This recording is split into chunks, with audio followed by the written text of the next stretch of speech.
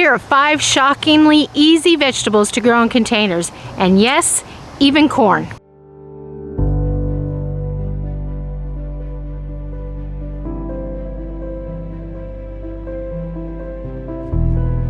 Welcome back, you all, to Where the Yokels Grow. My name is Dream, and this is my channel. If you are new here, welcome, and if you are returning, I am so glad to see you again. In today's video, we're going to be talking about 5 easy veggies that you can grow in just about any container that you can think of, whether it's grow bags, buckets, pots, baby pools, you name it, you can grow in it. We're going to be talking about tomatoes, green beans, corn, peppers, hot and sweet, as well as herbs that you can grow in containers, and a few of the companion plants that go with them.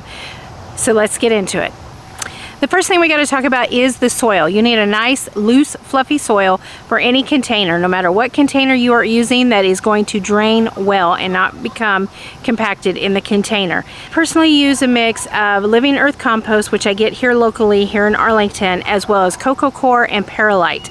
Now, if you don't have coco coir or you can't find it, you can substitute peat moss, and that is your choice. Personally, I don't use that because it is not sustainably sourced, and I try not to use things that are not. The key here is light, fluffy potting mix. Get what you can afford. You don't have to break the bank to make sure you have good soil for these pots.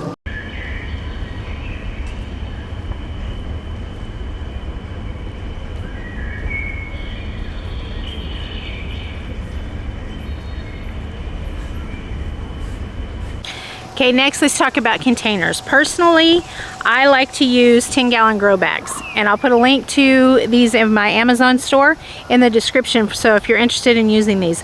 But honestly, you can use any container that you want. You can use buckets, you can use pots, you can use kiddie pools. I've even seen people use cardboard boxes. It comes down to whatever's going to hold soil and drain well as you plant all of your plants in here.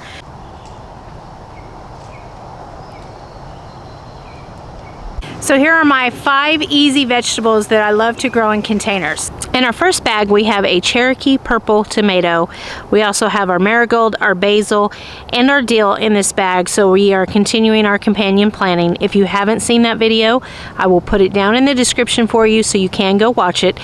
Now, Cherokee purples are indeterminates, which means they don't have a determined size. They'll get huge, and they will do just fine in these grow bags. These grow bags, fortunately, are very breathable, so the roots don't become impacted inside like what they would in a bucket or in a pot. In here, instead of them spinning around and then becoming a knot, they'll spin around, and thankfully, because it's a grow bag, they'll come right out of the bottom here and go into the and actually root down into the ground. Of course, if you have a balcony or a terrace, it's probably going to be either wood or concrete underneath that, and that's not going to happen. But again, it'll be just fine. Don't worry about it. Your plants will grow huge inside of there. In this one, we have 2 New Mexico hatch chilies, our basil, and our marigold in the bag. Yes, I said 2 plants because I have grown New Mexico hatch chilies this way for about 4 years now.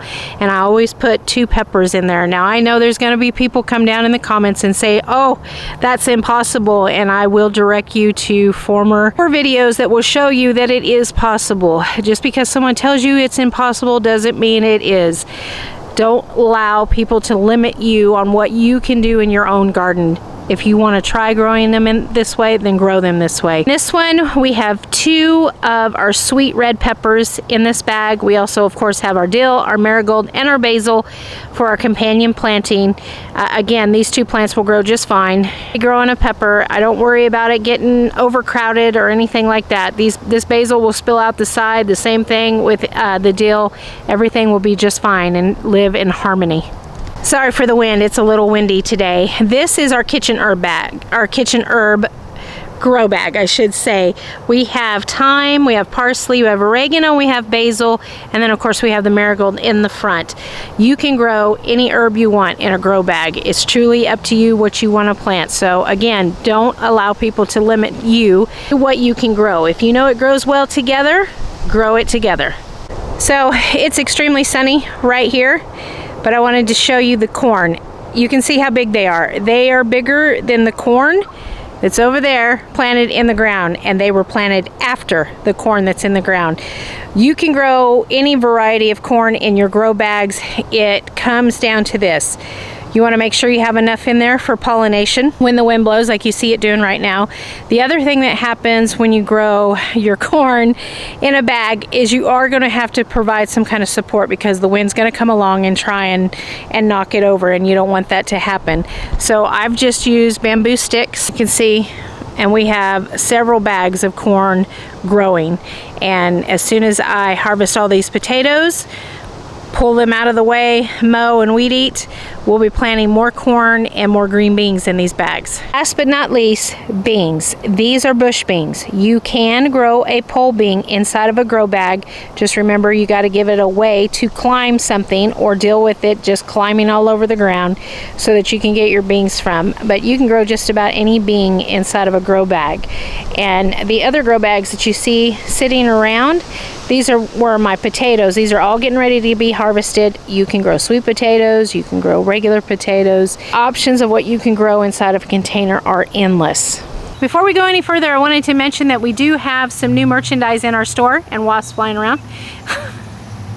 We took our shirts and our sweatshirt designs and we put them on tank tops. Just a fair warning, these tank tops do run big. So whether you have a patio, a balcony, a terrace, you have a back porch, a front yard, wherever you can grow food, even in your driveway. I used to have pots lined in my old driveway of different vegetables and different things that I was growing, even fruit trees. I had 30-gallon pots with fruit trees in them that were doing just fine. And I've had great success in growing in containers, and I will link all of those videos down in the description for you, so you can go and see all of them that I have grown. Not at this property, but my old house, because we just didn't have this type of land to grow anything in. So I hope this video brought a little bit of hope and spark to those of you who can only container garden right now and who are dreaming of a homestead one day.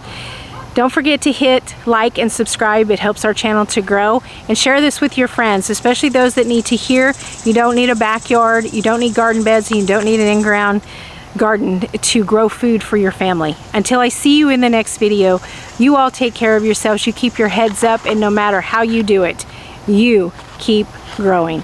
Bye-bye, y'all.